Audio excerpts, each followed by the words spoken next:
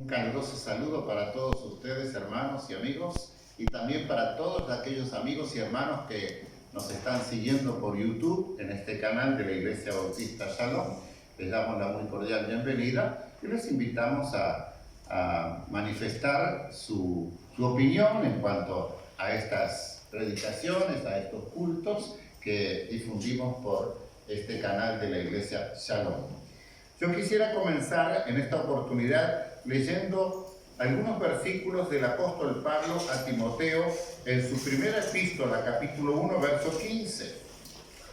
Dice así: palabra fiel y digna de ser recibida por todos, que Cristo Jesús vino al mundo para salvar a los pecadores, de los cuales yo soy el primero. Pero por esto fui recibido a misericordia, para que Jesucristo mostrase en mí, el primero, toda su clemencia, para ejemplo de los que habrían de creer en él para vida eterna. Por tanto, al Rey de los siglos, inmortal, invisible, al único y sabio Dios, sea honor y gloria por los siglos de los siglos. Amén. Me encantó esta frase del versículo 17. La razón por la que él ofrece este reconocimiento a Dios, esta adoración, este engrandecimiento a Dios, es por su gran misericordia, por su gracia maravillosa que envió a Jesucristo para salvarnos. Les invito a ponerse de pie y entonemos solamente este coro en honor a nuestro gran Dios y Señor. Y hagámoslo con todo nuestro corazón, como verdaderos adoradores que le pertenecemos por su gracia. Mi corazón entona la canción, cuán grande es Él, cuán grande es Él. Mi corazón entona la canción, cuán grande es Él, cuán grande es Él. Amado Dios y Padre que estás en los cielos, a ti te damos toda la gloria y la honra, porque eres Dios grande y poderoso, lento para la ira, grande en misericordia, que te acordaste que somos polvo, que estamos perdidos en delitos y pecados, muertos en delitos y pecados, pero por tu gracia enviaste a Jesucristo para que padeciera allí en la cruz por nosotros, el justo por nosotros los injustos, el bueno por nosotros los malos. Oh Señor, el sin pecado por nosotros pecadores. A ti, Señor, te adoramos en esta tarde y te bendecimos eternamente y para siempre. A ti sea toda la gloria y la honra, en el nombre de Jesucristo. Amén. Tomen asiento, hermanos, y vamos a ir a por la palabra de Dios. En esta ocasión, mi intención era predicar sobre otro tema, pero ayer tuve una charla con el Señor y me dice: no, vas a tener que predicar acerca de esto. Así que entonces tuve que trabajar rápidamente, me hizo trabajar horas extras para escribir, recopilar lo que estaba fluyendo en mi corazón por el Espíritu Santo, y tenía que compartirlo con ustedes. La historia nos enseña mucho y no podemos ignorarla. Tampoco ahora en este tiempo de aparentes adelantos de la ciencia, la tecnología, el poder humano, porque en definitiva el hombre no ha podido, con todo esto, con todo el adelanto, con toda la tecnología, no ha podido dominar o lidiar con sus problemas personales con Dios y con sus problemas con el prójimo. Cuando la religión se corrompe, el corazón de la gente se aleja de Dios. La ley de Dios es desobedecida, ignorada, vienen las consecuencias. Los sacerdotes son los primeros responsables de la perversión espiritual y arrastran a los incautos, a los ignorantes, a los descuidados, etc. El periodo de los jueces que encontramos en la Biblia ocurrió entre la muerte del líder Josué, el sucesor de Moisés, el que introdujo al pueblo a la tierra prometida, hasta la instauración de la monarquía. Y ese periodo fue aproximadamente 180 años. Pero ese periodo se caracterizó y se le describe en una frase que encontramos en dos versículos, Jueces 17:6 y también en 21:25, que dice sencillamente: en aquellos días no había rey en Israel. O sea, no había un dirigente que guiara al pueblo, no solamente políticamente, sino aún espiritualmente. Entonces dice, en aquellos días no había rey en Israel, cada uno hacía lo que bien le parecía. ¿Qué les parece? Cuando no hay alguien que guíe bien, entonces se relaja todo. Cada uno hace lo que bien le parece. ¿No les suena medio conocido esto? Esta actitud. Mucha gente hoy día dice, yo soy grande y sé lo que hago. A mí no me vengas a decir lo que tengo que hacer. Yo me manejo por mi corazón. Yo me manejo por mis convicciones. Esto es muy común. El ser humano quiere ser muy independiente. Y hasta quiere ser independiente de Dios. En aquellos días no había rey en Israel y cada uno hacía lo que bien le parecía. Es interesante que en 1 Samuel capítulo 3:1 dice, el joven Samuel ministraba a Jehová, porque vamos a obviar la historia que ustedes la deben de saber. Hijo de aquella madre estéril que no tenía hijos y bueno, de su papá, bueno, fue maravillosa. Lean el libro de Samuel, es maravilloso. Capítulo 3 dice, el joven Samuel ministraba a Jehová en presencia de Elí, el sumo sacerdote. Y la palabra de Jehová escaseaba en aquellos días, no había visión con frecuencia. Esto me llamó la atención. Venían de 180 años, cada uno hacía lo que bien le parecía. Y claro, cuando el pueblo está así, los líderes están relajados, escasea la palabra de Dios. No hay visión. Dios tuvo que levantar a Samuel como un vocero osado, valiente, para denunciar el pecado y la corrupción. Ustedes no se imaginan la lucha, yo no me imagino la lucha que habrá tenido Samuel cuando Dios le dijo, mira, están haciendo esto y esto, y tú tienes que denunciarlo. ¿Yo quién soy? A veces nosotros tenemos miedo de denunciar el pecado.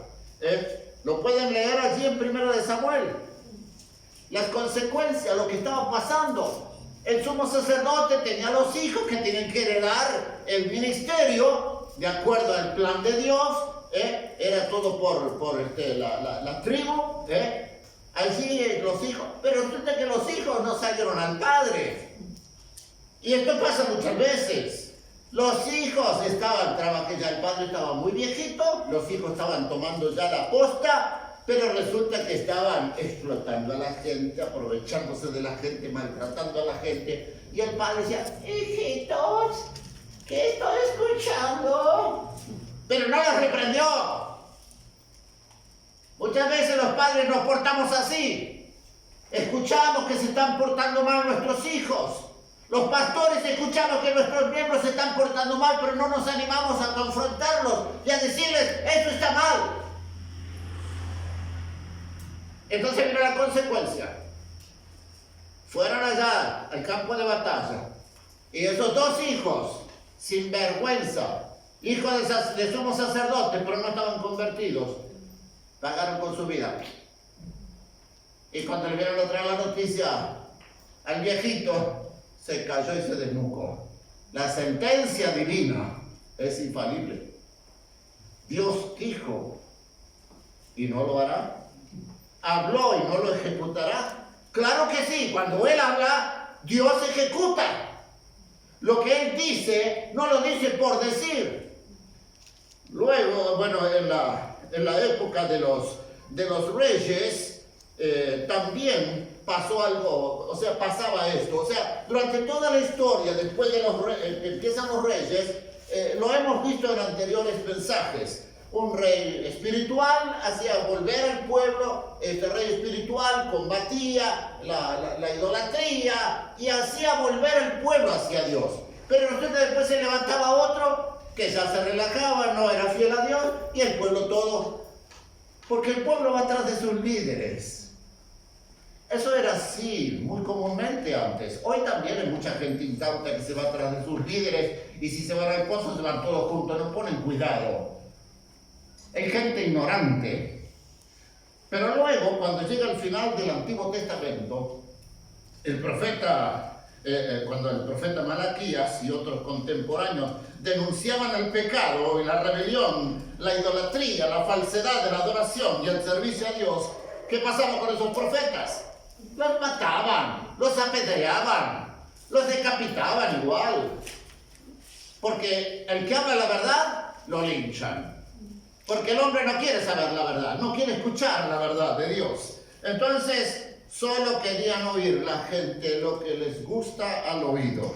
A los falsos profetas que halagaban e incitaban a la desobediencia a Dios, arrastraban a la idolatría. Entonces, Dios los dejó a la deriva, en los caminos que ellos eligieron. Dios se cayó por 400 años. 400 años de silencio de Dios intertestamentario, entre el Antiguo Testamento y el Nuevo Testamento. Pero en la historia secular, por ahí, historia apócrifa, conocemos, se levantaban todo tipo de falsos profetas y hacían que Dios me hable, Dios me hable. Dios no hablaba a través de ellos. Presumían ser mensajeros de Dios, pero fallaba, todo les salía mal. Todo le salía mal, y así llegó la religión al tiempo cuando aparece el Elías prometido. Cuando termina el libro de Malaquías, el Elías que vendría a preparar el camino del Señor. Es Elías, Juan el Bautista. Y dice en Mateo capítulo 11, palabras de Jesús, en los versos 11 al 15. De cierto os digo, entre los que nacen de mujer no se ha levantado otro mayor que Juan el Bautista, pero el más pequeño en el reino de los cielos, mayor es que él. Desde los días de Juan el Bautista hasta ahora el reino de los cielos sufre violencia, y los violentos lo arrebatan. Porque todos los profetas y la ley profetizaron hasta Juan. Y si queréis recibirlo, él es aquel Elías que había de venir. El que tiene oídos para oír, oiga. El mensaje que trajo Juan el Bautista: arrepentíos, porque el reino de los cielos se ha acercado. Haced frutos dignos de arrepentimiento. Bueno, pero allí se introduce al Hijo de Dios, Jesucristo, que según el plan eterno del Padre vino a este mundo como la luz que brilla en medio de las tinieblas. Vino como la esperanza del hombre pecador. Si se vuelve en arrepentimiento y conversión genuina, recibe perdón de pecados y recibe la vida eterna, tan anhelada, ansiada por el hombre. Y todos los que en él creyeran, dice el Evangelio, recibirían el Espíritu Santo como sello de propiedad absoluta del Padre, garantía de la plenitud de vida en Cristo Jesús. En Juan, por ejemplo, 7:39, creo que dice ahí, dice, esto dijo acerca de los que en él creyeran, de su interior correrán como ríos de agua viva. ¿Se acuerdan? Lo vimos algo hace mucho. Entonces dice esto, dijo del Espíritu Santo que habrían de recibir los que creyeran en él. Y así como las cartas de Juan en Apocalipsis revelan las distintas etapas de la historia del cristianismo, vemos el cumplimiento de esas profecías reveladoras. Entre ellas, vemos en una de esas iglesias representando la época del oscurantismo, al que llegó el denominado cristianismo, que se alejó tremendamente de las Escrituras para volverse a las enseñanzas de los falsos sacerdotes, de los falsos religiosos que procuraban mantener a la gente en el analfabetismo y la total inaccesibilidad a la Biblia. Yo he compartido con ustedes que cuando fuimos a Europa, la guía nos dijo en una oportunidad, porque se preguntó ¿por qué todas las catedrales están todas pintadas, todos los techos, las paredes, todo es pinturas de artistas de la historia? Entonces ella dijo, ese era el método para enseñar el Evangelio, para enseñar la Biblia. La gente generalmente no sabía leer ni escribir. La lectura y la escritura estaba prácticamente limitada a la gente muy rica, a los palacios imperiales, las casas reales, o el sacerdocio. La gente común no sabía leer ni escribir. Entonces hacían dibujos, las pinturas y los relatos que ellos les hacían, los sacerdotes, era lo que escuchaba el pueblo. Y le hacían creer cualquier cosa, porque al ignorante vos le haces creer cualquier cosa.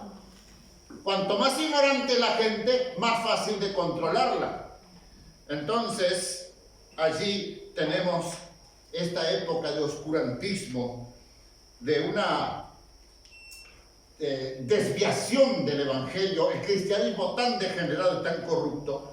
Dios encuentra dentro de todo eso, Dios encuentra hombres y mujeres con sed de Dios, sed de salvación, sed de perdón, con profunda convicción del pecado del que querían librarse y no podían, porque la gente estaba atada, estaba esclava y los castigaban y te dicen, tú sos pecador, y los hacen dependientes, tienes que confesarte y hacer penitencia y hacer esto y hacer lo otro y hacer lo otro.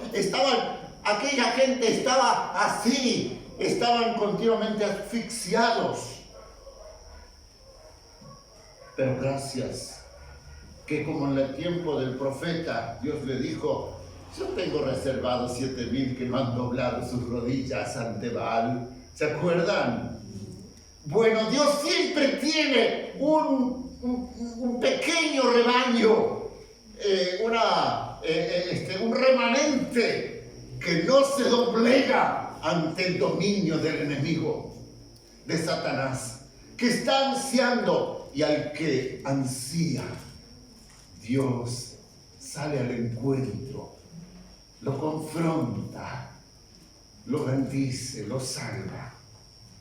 El testimonio de Lutero es impresionante. Ayer se cumplieron los 500, ¿cuánto? 3 años de la Reforma. De la Reforma. 503 años. 1517 fue el día cuando él clavó las 95 tesis allí. Entonces, Lutero, bajo el peso de sus pecados, ya siendo un monje graduado, con conocimiento de las lenguas bíblicas, hebreo, griego, filosofía, etcétera, teología, sin embargo, él no tenía paz. Se confesaba a este sacerdote, al otro sacerdote y al otro sacerdote y no encontraba paz. Dice la historia que fue a Roma para confesarse al Papa y no tuvo paz. Porque la paz no la puede dar ningún hombre. Pero en esa búsqueda se encuentra, Dios no sé cómo decir, Dios le puso delante de él esta palabra de Romanos 1:17, el gran descubrimiento. Porque en el Evangelio la justicia de Dios se revela por fe y para fe, como está escrito, mas el justo por la fe vivirá. Y él hacía de todo, porque miren que cuando estudiamos la vida, el seminario de la vida de Lutero, ¿qué no hacía para tener paz? Se laceraba, se pegaba con látigos, con fierritos, se lastimaba toda la espalda, se acostaba en el suelo, hacía de todo para tener paz, para experimentar, sentir el perdón de sus pecados. Y no lograba, porque el perdón de los pecados no se logra por méritos propios humanos, sino que es por la gracia de nuestro Dios. Así como Juan el Bautista y Jesús removieron la religión de su momento, Lutero y muchos otros reformadores socavaron los cimientos del catolicismo imperante, dominando las masas ignorantes y lucrando con ellas vorazmente en el nombre de Dios. Hay historias de terror y que el catolicismo no las niega, porque el Papa ha pedido perdón en nombre de la Iglesia por las atrocidades que registra la historia, los crímenes de lesa humanidad, diríamos, en el nombre de Dios. Así surgen las famosas 95 tesis de Lutero que clavó para público conocimiento en las puertas de la iglesia de Wittenberg. Y las 5 solas famosas, como se conocen comúnmente, se desprenden de esta manifestación de los reformadores como todo un desafío a volver a la palabra de Dios, que no se puede sustituir por nada y por nadie en el mundo. Amén. Amén. La palabra de Dios no se puede sustituir. Nada ni nadie le llega ni a los talones. Hoy por hoy estamos viviendo un tiempo muy semejante en muchos aspectos a los periodos decadentes de la historia. La corrupción espiritual es tal que necesitamos rememorar y volver a estas afirmaciones que pretendo exponer brevemente. Es muy largo esto. Lo que comenzó con una simple protesta de parte de Martín Lutero en contra de una serie de prácticas religiosas de parte de la Iglesia de Roma, porque la protesta más grande fue por las indulgencias, tremendo, ¿no? Culminó siendo un movimiento transformador de la Iglesia y transformador de toda la sociedad. Este movimiento, denominado como la Reforma, se expandió en los próximos 200 años, de 1500 y algo hasta el 1700, cruzó el océano y vino a América, a Norteamérica. Estas 5 zonas que vamos a ver resumieron la teología propulsada por la Reforma. Lutero clavó esto, dijimos, en la Catedral de Wittenberg el 31 de octubre de 1517. Y la queja principal, como dije, era por las indulgencias con las cuales se pagó una gran parte de la construcción de la Basílica de San Pedro. Esto recuerdo, me da risa, porque cuando andábamos por Roma, recorriendo la ciudad de Roma, todas las grandes termas, los baños públicos, todo es ladrillo, pero miren que son millones y millones de ladrillos, y eso permanece allí por cientos y cientos de años. Pero ¿sabe una cosa que digo? Pero todo ladrillo así. Y dice la guía, dice, estos edificios eran todos revestidos de mármol blanco, pero se sacó todo esto para hacer la Catedral de San Pedro, la Basílica de San Pedro. Así que despojaron aquellos edificios públicos para hacer la Basílica de San Pedro. Desvistieron un santo para vestir otro. Y todavía, a costa de extorsionar constantemente al pueblo para dar dinero, y a los grandes terratenientes y a los grandes señores feudales, ¿no? Tremendo, ¿no? Esto, sin embargo, inició todo un movimiento que culminó revisando no solo la venta de las indulgencias, sino terminó socavando toda la teología que la Iglesia de Roma practicaba y enseñaba. Por años, los teólogos de la Reforma cuestionaron y cambiaron el entendimiento de la salvación del hombre que la Iglesia Católica abrazaba, junto con toda la teología relacionada al plan de redención. Se había totalmente alejado de la palabra de Dios. Con el paso del tiempo se hizo necesario resumir todo ese nuevo entendimiento teológico, con tal de que otros pudieran visualizarlo de una manera sencilla, ¿no? Pero no simplista. Por ser sencillo no es simplista. Esto dio origen a estas 5 famosas frases, las 5 famosas solas. Primero, sola Escritura. La palabra de Dios es la máxima autoridad. El primer, en nuestra declaración de fe bautista, el primer artículo dice: creemos que la Biblia, la palabra de Dios, es la única regla de fe y práctica. Estamos bien plantados, pero tiene que ir más allá de la simple palabra, ¿no? No, palabras no, como he puesto estos días. Hechos, no palabras. Porque de palabras está lleno todo, ¿no? Ahora, muy bien, la palabra de Dios es la máxima autoridad en materia de fe y práctica. Por tanto, nada que contradiga la revelación de Dios puede regular la vida del creyente. Miren lo que dice el apóstol Pablo en Gálatas 1, verso 6. Estoy maravillado de que tan pronto os hayáis alejado del que os llamó por la gracia de Cristo para seguir un evangelio diferente. Está reprendiendo a la iglesia de Galacia. Y sigue versículo 7 en adelante, hasta el 10. No que haya otro evangelio, sino que hay algunos que os perturban y quieren pervertir el evangelio de Cristo. Mas si aún nosotros o un ángel del cielo os anunciare otro evangelio diferente del que os hemos anunciado, sea anatema, o sea, sea maldito.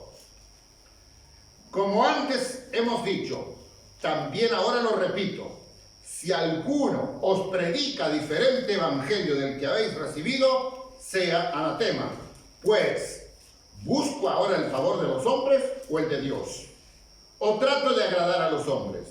Pues si todavía agradara a los hombres, no sería siervo de Cristo. Este es el tema. Hoy los predicadores mayormente quieren agradar a la gente. Como el tema de la adoración. Ay, no me gusta la adoración. ¿Pero qué venís? ¿A adorar a Dios o venís a adorar para agradar a la gente? Mucha gente viene a adorar, pero adorarse a sí mismo, como el fariseo que iba al templo y dice, Jesús dijo, el fariseo puesto en pie oraba consigo mismo. No estaba orando a Dios. Y estos predicadores han cambiado o pretenden cambiar el evangelio. No hay otro evangelio, es que ellos lo tuercen, nada más. Pablo, como ya hemos dicho en otras oportunidades, dice en 2 Timoteo 3:16, toda la escritura es inspirada por Dios. ¿Y útil para qué? Para enseñar, para redarguir, para corregir, para instruir en justicia. Esta es la palabra de Dios que puede obrar en el hombre y quiere obrar en el hombre. La palabra de Dios, no palabra de hombre. Segunda Pedro 1:19 dice el apóstol Pedro, tenemos también la palabra profética más segura, a la cual hacéis bien en estar atentos como a una antorcha que alumbra el lugar oscuro, hasta que el día esclarezca y el lucero de la mañana salga en vuestros corazones. Si te sales de la Biblia, estás frito. La palabra de Dios es infalible. Y como los hermanos de Berea, cuando escuches algo de la palabra de Dios, corrobora con la Biblia. Y si no lees nunca la palabra de Dios, nunca vas a poder corroborar nada. Y te van a arrastrar a donde ni siquiera te imaginas. Ni siquiera te imaginas a dónde podés ir a parar. Por el desconocimiento de la palabra de Dios. La segunda sola es solo Cristo. La salvación se encuentra solo en Cristo, excluyendo así todo otro camino para llegar a Dios. Me basta solamente con mencionar las palabras del apóstol Pedro, a quien presumen que fue el primer papa. Él dijo en Hechos 4:12, y en ningún otro hay salvación, porque no hay otro nombre bajo el cielo dado a los hombres en que podamos ser salvos. ¿Estamos de acuerdo que solamente en Cristo hay salvación? Les he contado que hace muchos años en la ciudad de San Juan Estábamos invitando para una reunión evangelística en una carpa. Y me encuentro con un señor de 80 y algo de años, 82 años creo que tenía. Un señor bajito, muy simpático. Nos recibió muy bien. Entonces yo le estaba diciendo, estaba dando un folleto y hablándole de Cristo, como nuestro Señor estaba, mocito, permítame decirle, mocito, dice, que Jesús solo no puede, dice. Dios le dio la ayuda idónea, la ayuda de la Virgen. Así como Adán necesitaba de Eva, Jesús necesitó de la Virgen. Yo nunca había escuchado semejante disparate, porque la palabra de Dios no lo dice. Jamás. Pero esto está pasando que hoy día, hasta el pueblo supuestamente evangélico está incrementando cosas, como dije el otro día. Ah, sí, está bien que creas en Cristo, pero si no das el diezmo no sos salvo. Está bien que creas en Cristo, pero si no hablas en lengua no eres salvo. Está bien que creas en Cristo, pero si no te congregas no eres salvo. Cosas por el estilo. Están extorsionando al pueblo ignorante que no se afirma en su relación con Jesucristo directamente, sino que depende de lo que le digan y del concepto que pueda tener el predicador o el pastor de esta oveja o no, y si le simpatiza o no le simpatiza. La tercera sola es sola gracia, gratia. La salvación es un don de Dios, por tanto es algo que el pecador recibe en forma inmerecida, basada en los méritos de Cristo alcanzados durante su vida, muerte y resurrección. Hace unos días hablamos acerca de esto, de la salvación. Es una iniciativa de Dios. No lo elijo yo a Él. Tampoco es el disparate que nosotros ya le compartí de aquella predicadora que dice, bueno, la gracia es 60% de mi salvación, el 40% que lo tengo que ganar yo, por mis méritos. ¿De dónde saca eso? El apóstol Pablo en Efesios capítulo 2, verso 8 dice, porque por gracia sois salvos por medio de la fe, y esto no de vosotros, pues es don de Dios. ¿Qué quiere decir es don de Dios? Es un regalo. Y yo tengo que aceptar ese regalo. Tengo que dar ese paso para poseer ese regalo de Dios. Vamos a continuar ahora con el versículo 9, pero bajo esta otra sola fide, o sea, solo puede ser recibido cuando ponemos nuestra fe en aquel que murió por nosotros. Sola fe, no es por obras. Se excluye la posibilidad de que nuestras obras puedan contribuir. El verso 9 dice, no por obras, para que nadie se gloríe.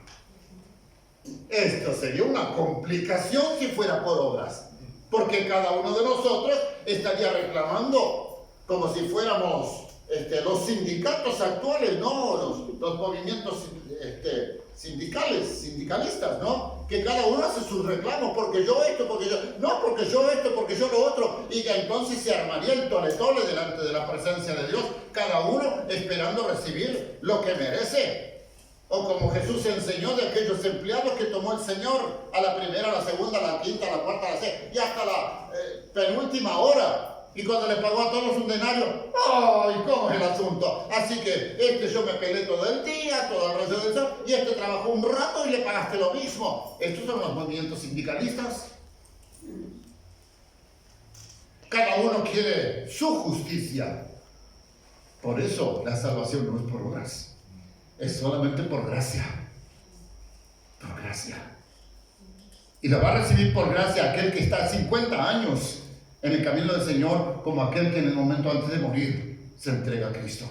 Ay, pero ¿cómo? Y ese vivió todavía a su antojo, y ahí, en ese momento ahí, y él tiene el mismo privilegio que yo. ¿Y qué te importa a vos? O a mí.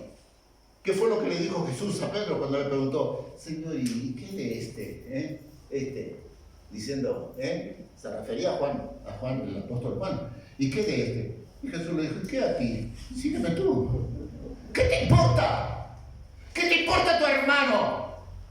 ¿Qué va a pasar con él? Sígueme tú. Porque la relación con Dios es personal y basada en la fe, no por obras. No por obras. El apóstol San Pablo en Romanos 3:28 dice: concluimos pues, cuando está tratando todo este tema de la culpabilidad del hombre, del pecado universal, todo esto, concluimos pues que el hombre es justificado por fe sin las obras de la ley. Y algunos dicen: pero eso contradice a Santiago, el medio hermano de Jesús. No hay ninguna contradicción. No hay ninguna contradicción. Esto va para un estudio aparte. El otro, la quinta sola, es soli Deo gloria. O sea, solo a Dios la gloria. El propósito de la salvación que recibimos es glorificar a Dios, poner de manifiesto las excelencias o las virtudes de su carácter. Dice Efesios capítulo 1, versos 4, 5 y 6. Entre estas cosas dice el apóstol: según nos escogió en él antes de la fundación del mundo, para que fuésemos santos y sin mancha delante de él, en amor, habiéndonos predestinado para ser adoptados hijos suyos por medio de Jesucristo, según el puro afecto de su voluntad. Subraya en versículo 6: para alabanza de la gloria de su gracia, con la cual nos hizo aceptos en el amado. Ya Isaías había dicho que a través de Isaías Dios había dicho: para la alabanza de mi gloria yo los he creado. Dios nos ha creado para la alabanza de su gloria. Y el apóstol Pablo aquí lo resalta. Primera de Pedro 2:9. Me gusta también, quise usar este versículo, cuando dice: mas vosotros, dice el apóstol Pedro, sois linaje escogido, real sacerdocio, nación santa, pueblo adquirido por Dios. ¿Para qué? Para calentar bancos en la iglesia, para tener prosperidad en mi trabajo, en mi negocio, para que me vaya bien en mi matrimonio, para que me vaya bien con mis hijos, que no se me tuerzan. No, ¿para qué? Para que anunciemos las virtudes de aquel que nos llamó de las tinieblas a su luz admirable. Esto es glorificar a Dios. Esto es traer gloria a Él, porque no es mérito mío. A veces, sí, porque yo era tan pecador, yo fui de lo peor, porque yo hice esto, hice lo otro, pero con un poco de voluntad uno sale, porque lo importante es poner la voluntad y la voluntad. Y hay testimonios que me asombran cuando apelan solo a su voluntad y no apelan a la gracia de Dios, no exaltan la gracia de Dios. Porque yo esto, porque yo lo otro, son los yoístas, les llamo yo. Por no decir egocéntricos, yoístas, todo yo. Porque yo logré esto, porque yo logré lo otro, porque yo salí, porque el que quiere sale. Y todo inflando su ego. Tú puedes, dice la filosofía actual, la psicología actual. Mira que Dios te sacó de las tinieblas para que lo glorifiques. Si no es con el fin de glorificarlo, bueno, eso pasa, estoy pensando ahora. Hay demasiada gente que Dios ha estado amando y haciendo cosas preciosas para ellos. Les ha hecho gustar un poco, pero no le glorifican a Dios. Entonces, ¿saben qué? Vuelven al chiquero que estaban. Vuelven como el perro a su vómito y la chancha lavada al barro. Se vuelven atrás porque no glorificaron a Dios. Y el apóstol Pablo dice en Romanos capítulo 1 que como no le dieron la gloria a Dios, Dios mismo los entregó a esa mente depravada. Dios mismo los entrega. ¿Ustedes quieren eso? Ahí lo tienen. El hermano fulano ya. El hermano fulano quiere ese. Allí lo tienen. Y ahí termina. ¿Eso es lo que vos querés? Porque, bueno, Señor, guíame en mi matrimonio, que tengo una novia así, pero al final te arreglas con quien vos querés. No seguiste el consejo de Dios. El consejo de Dios es que no solo es el yugo desigual con los infieles. Tenés que orar, tenés que buscar la dirección de Dios, tenés que ir todo. No, pero yo me gusta, ¿y por qué dices amiguito? ¿Por qué tiene like? Y bueno, está. ¿Vos querés eso? Bueno, ahí lo tenés. Aguantando las consecuencias. los negocios, lo mismo con el estudio, en todos los órdenes de la vida. Dios te da permiso. ¿O insistís tanto? Ah, bueno, ¿vos querés esto? Toma, pero aguántate. No chilles después.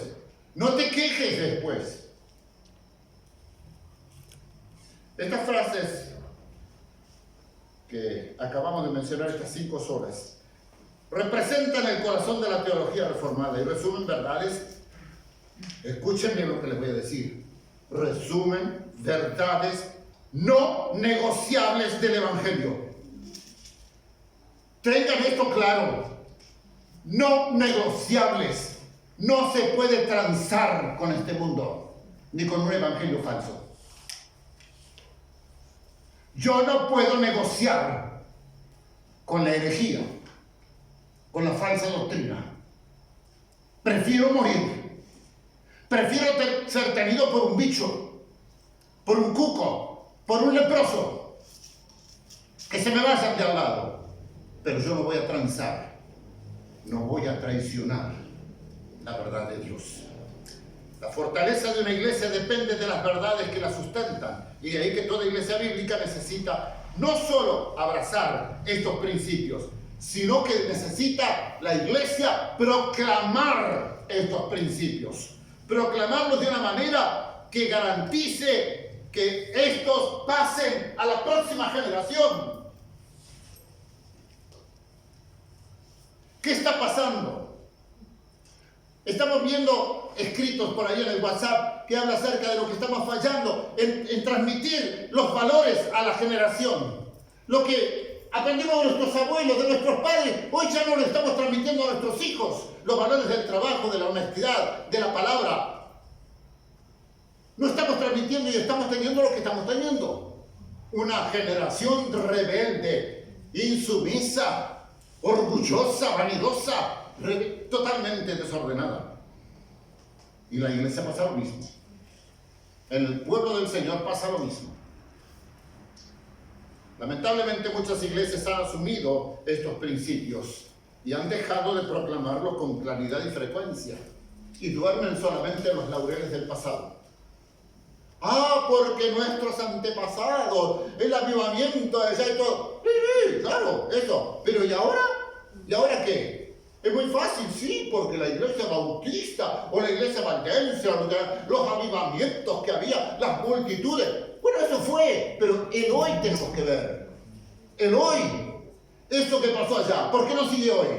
Porque nosotros no seguimos los principios que ellos abrazaron. Con el tiempo, todo lo que es asumido va siendo olvidado poco a poco. Nuevas generaciones en los últimos 200 años desconocen parcial o completamente toda la historia detrás de esta teología y poco a poco fueron desarrollando una teología liberal. Y esto comenzó a los finales del siglo XIX. Un pragmatismo ignorante de la centralidad de la gloria de Dios en el plan de la redención. Y esto comenzó en la segunda mitad del siglo XX. En estos días de finales del siglo XIX, y yo lo he compartido porque respeto el ministerio de Carlos Spurgeon. Cuando dijo, finales del siglo XIX, estamos hablando de 130 años atrás, viene el tiempo cuando ya no habrá pastores pastoreando ovejas, sino payasos entreteniendo cabras. Ya estaba viendo la perversión que estaba entrando en el Evangelio. Con el inicio de los movimientos carismáticos. Qué verdad que dijo, ¿no? Gracias a Dios de que hay un surgimiento, un resurgimiento de las doctrinas de la gracia en nuestros días. Y aún dentro de iglesias pentecostales que se han caracterizado justamente por lo contrario, ¿no? Que son de corriente más bien arminiana, que hablamos los otros días, ¿no? Estoy realmente encantado y muchos de ustedes son fieles oyentes de pastores como Juan Manuel Blas o el otro José Sierra, ¿no? Que son hombres centrados en la palabra de Dios. En España están levantándose verdaderos siervos de Dios defendiendo la sana doctrina. En Centroamérica, Miguel Núñez, Michelén, ¿cómo es que? Sugel Michelén, Sproul, yo que sé, hay un montón de predicadores que están enseñando la sana doctrina. A lo largo de la historia la Iglesia ha elaborado credos, declaraciones de fe o frases, como las que aquí definimos, ¿no? Pero esto no es como una forma de traer nueva revelación, no quiero que entiendan esto, sino que están buscando maneras de afirmar lo ya conocido para evitar que las verdades fundamentales de nuestra fe sean olvidadas en el tiempo o tratando de llamar a la Iglesia a sus raíces. Es muy importante esta elaboración de artículos de fe que nosotros tenemos, o los credos, ¿no? Pero lo importante es mantenerse fieles a esas declaraciones. Oramos para que el mismo Dios que levantó a un Martín Lutero o a un Juan Calvino vuelva a hacer lo mismo en nuestros días. Y que la transformación de la Iglesia y de la sociedad vista en Europa y Estados Unidos entre los años 1500 y 1700 pueda ser vista también en estos tiempos, en esta región del planeta. Lamentablemente ha acontecido lo que ocurrió en la historia. Después de 200 años de grandes avivamientos, expansión del Evangelio, todo, hoy día estamos en una decadencia tremenda. No obstante, algunos se llenan la boca de grandes avivamientos. Están mirando y dicen, ¡oh, grandes avivamientos en África! Y vos mirás, no tiene nada que ver con la palabra de Dios. Los otros días vi un video, toda la comunidad en África recibiendo a Jesús, pero de medio de toda la gente de color, en una camioneta, pasándose como pasea el Papa en la camioneta, paseando uno vestido de Jesús, blanco. Y todo el mundo adorando a ese Jesús, porque Jesús vino al África. Y así se arrastran, o como la India. En la India todos reciben a Jesús como un Dios más dentro de la cantidad de dioses que ellos tienen. Pero ¿cuántos nacen de nuevo? ¿Cuántos nacen de nuevo? Es muy fácil llenar los formularios, tantas personas, los ceros se corren fácilmente, entregaron sus vidas a Cristo, hay un gran avivamiento, multitudes se están bautizando. Pero eso es posible. Pero ¿cuántos son nacidos de nuevo? ¿Cuántos conocen a Cristo personalmente? Levantémonos como lo que quiere Dios que seamos. Levantémonos como iglesia, como cristianos. Nuestra ciudad necesita de cristianos genuinos. No que seamos confundidos con la gente del mundo. Si hacen lo mismo, yo no voy a la iglesia y hacen lo mismo o peor que yo. ¿Dónde está la diferencia? No se saluda con la gente de la iglesia, pero mira, fulano y fulano no se dan y están en la misma iglesia. ¿Y entonces qué se va a extrañar? Cosas por el estilo. Si no hay una diferencia, cuando iniciamos esta iglesia hace 20 años, dijimos, no podemos ser menos que una comunidad de amor. Si empezamos a fallar en el amor, si empezamos a fallar en ser solidarios unos con los otros, si empezamos a mirarnos para condenarnos y juzgarnos, entonces estamos muriendo. Muriendo espiritualmente, personalmente y como comunidad. Pero la iglesia de Cristo no muere. Y yo pertenezco a la iglesia de Cristo. Y no voy a morir. Pablo dice en primera Timoteo 3:15, para que si tardo sepas cómo debes conducirte en la casa de Dios. Uso estas palabras para recordarles que es la iglesia del Dios viviente, columna y baluarte de la verdad, no de medias verdades, no de mentiras, de falsedades. La iglesia de Cristo es columna y baluarte de la verdad. Andemos en la verdad. Seamos columna y baluarte de la verdad. Si no somos, entonces estamos desgranados. Nos disolveremos, caeremos. Y por último, 2 Corintios 10, 4 y 5. Porque las armas de nuestra milicia no son carnales, sino poderosas en Dios para la destrucción de fortalezas, derribando argumentos y toda altivez que se levanta contra el conocimiento de Dios y llevando cautivo todo pensamiento a la obediencia de Cristo. ¿Por qué quise compartir este versículo? Buena pregunta. Porque muchas veces nosotros perdemos el tiempo peleando entre nosotros. Cuando nuestra batalla es contra huestes espirituales de maldad. Dice, nuestras armas no son carnales. Nuestras armas no son mis puños, no es mi lengua, no son mis ojos, que parece que los voy a comer. No es mi pie que quiere patearlos. No.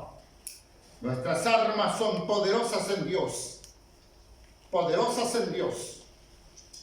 ¿Cuál es nuestra arma? La palabra de Dios. El jueves maravilloso el pasaje que nos tocó justamente analizar. Cuando Jesús dice, yo no vine a juzgar, mis palabras les juzgarán. Porque usted me juzga, me dice mucha gente. Ustedes me lo han dicho, que la gente dice que yo soy un pastor que juzgo mucho. Yo no juzgo, es la palabra la que juzga. ¿Qué voy a juzgarlo si yo tengo que juzgarme primero a mí? Si yo digo lo que dice la palabra. No se enojen conmigo.